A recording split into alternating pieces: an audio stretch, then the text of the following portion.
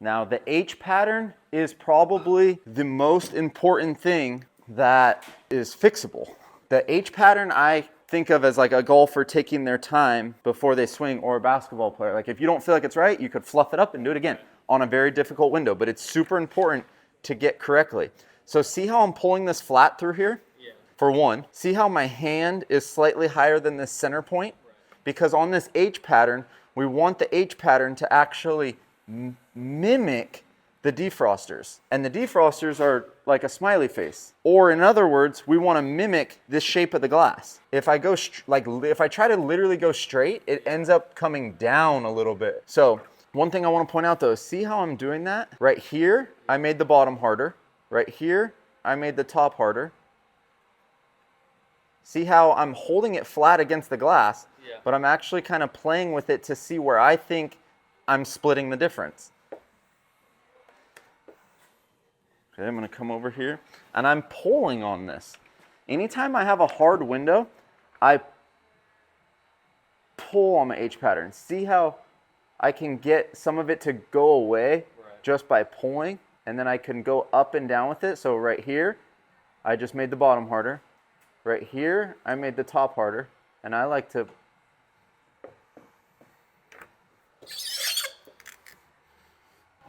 you obviously know we're going to cut where the dots are. So we've got 3 inches here to play with. So on a difficult window, I can leave a cheater finger, meaning instead of doing my H pattern straight up on the side like this, see how massive that finger is? I can come in at kind of an X and piece out this little bit of slack right here. But this slack adds up to a lot if I brought all the slack around. You see? So my H is actually, see where my palm is? Right. So really what my H looks like is like that. Same thing. Start right about here.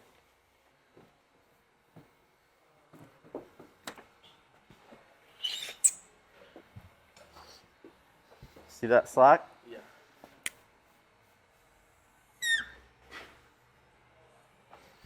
And then see how these fingers are all smooth right here? Because I pull on it a little bit. So this film's under tension. So if I pull a rubber band and you just touch it with your knife, it's gonna break. Whereas if I let that rubber band dangle, you could hit it with a razor blade and it's not gonna break. So because this is under pressure, when I shrink it, it's gonna shrink a little bit better. So now what I like to do on this specific window is I do little relief cuts.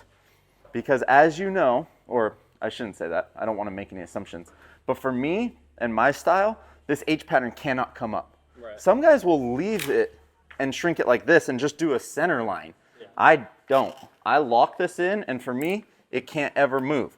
So on this particular car, because the spoiler is pushing on the film a little bit, I'm going to come in here and do just a little relief cut so that that can lay flat and it's less likely to come up when I start pulling on this, because I am going to pull on this to shrink it.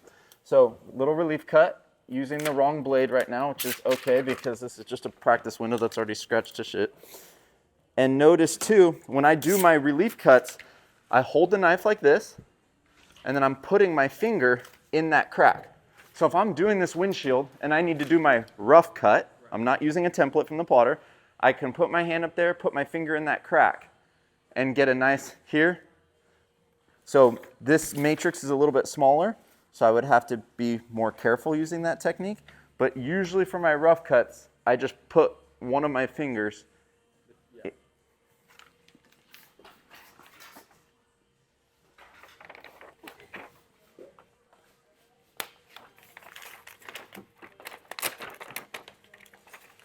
And then if I want to, I can do a rough cut coming down the side. Again, my thumb is just hooked on the edge of the glass.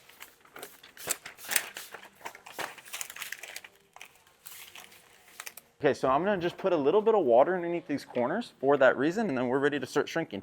I like to flick my heat gun on towards the end of my setup. And I love shrinking this. I never get tired of shrinking this. I think the hardest one I've done was a C5. C5, yeah. I got the C6 right there that's even a little bit more challenging. But yeah, this has got to be I always say the hardest. Now, it's not hard to understand because it is basically like a ball. So it's easy to know, it's kind of easy to know where to put the H pattern.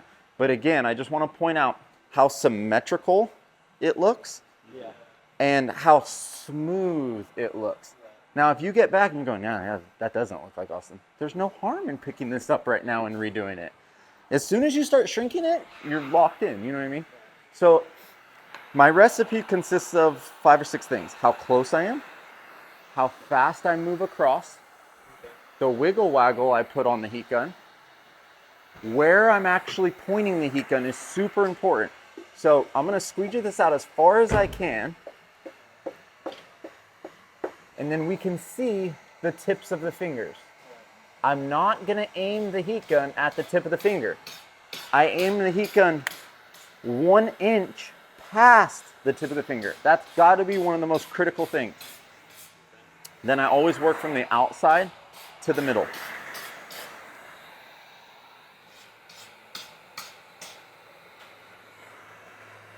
See how when I get to the middle, no wiggle waggle on my heat gun right now.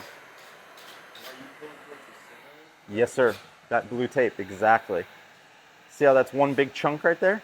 Yeah. That's why I want to pull. Make it a bunch of little chunks.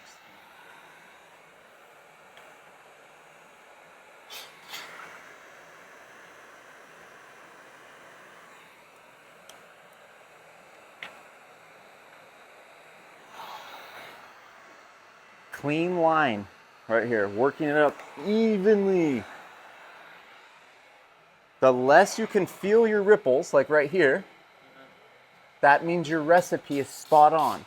Meaning I'm moving the perfect speed. Right here, where the ripples are a little bit more distinct, still super good, hardly feel them, means my recipe is slightly off.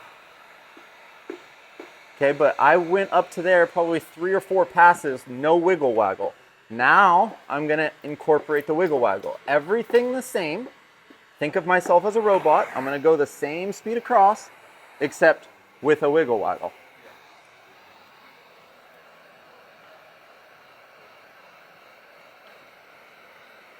Why? Because the film's getting more sensitive, so it needs a little break, little break, little break. The wiggle waggle incorporates a little break. Just like touching a hot stove. You move too fast, not sure if it was hot or not, so you go back and move slightly slower. Wow! That's what I'm doing here. Little break. How I'm holding the heat gun enables me to do my style, my technique a lot easier. If I was using the grip of the heat gun as it was intended, it would be more uncomfortable and feel as if I have to work harder. But because I hold it on the bottom with one finger like that, I'm kind of bouncing the heat gun off this finger a little bit. I never get further away from the film than 1 inch. If I feel that that's too much heat, I just open up my wiggle waggle. So here I'm just gonna still be less than 1 inch, but see how my wiggle waggle's probably a foot back and forth?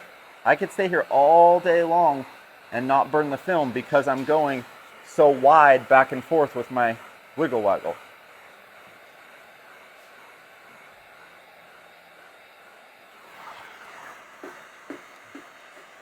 Does this look how you do it? Yep, whack, whack, whack, whack.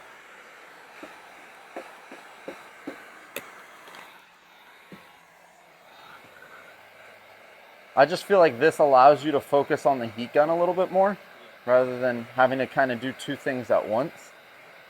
But yes, the constant squeegeeing it out, I mean, the whole reason for squeegeeing is kind of letting you know what still needs to be done. As you read the film more, I know what needs to be done by the ripples. Just like when you make your bed, you know where to pull the sheets to make it nice and tight. If the film goes sideways at all, it's done.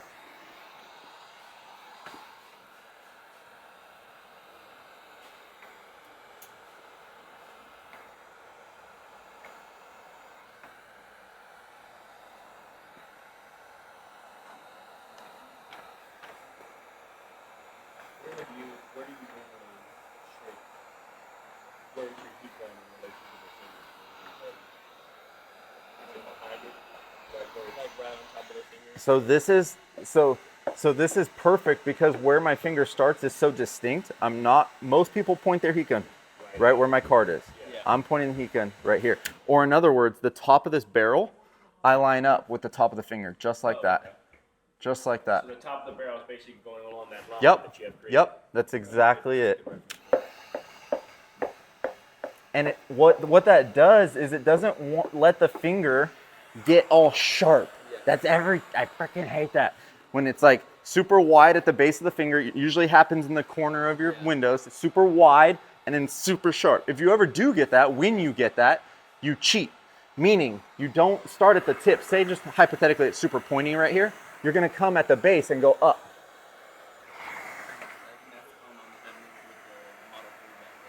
Oh, so the Model 3, we do it exactly the same. Obviously, just taking our H, turning it an I.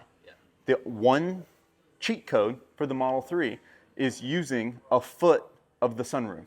Yeah, I saw you saw that. That way you're shrinking past it. Yep, so that way the top corner of the back window is not the corner, it's kind of the middle because we go past it so much. Okay, so my heat gun has to warm back up now.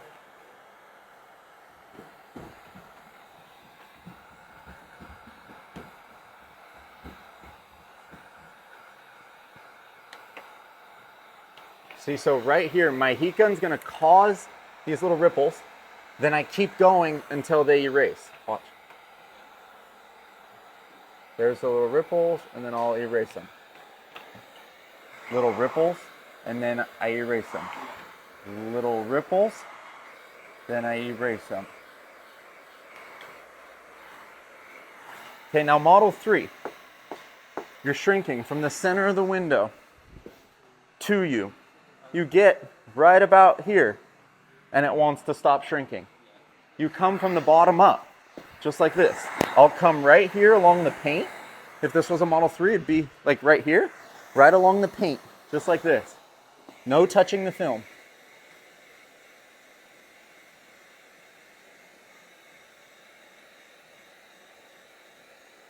See how now it's laying flat on the actual car? Yeah.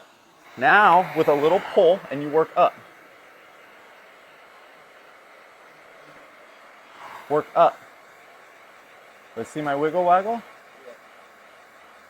Yeah. Work up, work up, work up. Bing. Little pull, not super hard, but super close to the film. That's what's gonna feel weird. You're gonna feel like, God, I feel like I'm gonna burn it. You're not even close to burning it. I can drag the heat gun on the film, literally.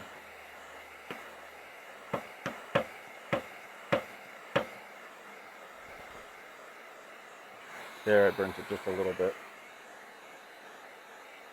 So why did it burn right there? That's where you're stopping it. Exactly, just like a spray can. When you turn around, there's extra spray right there, unless you go. So yeah, when I turn, that's when there's a little extra.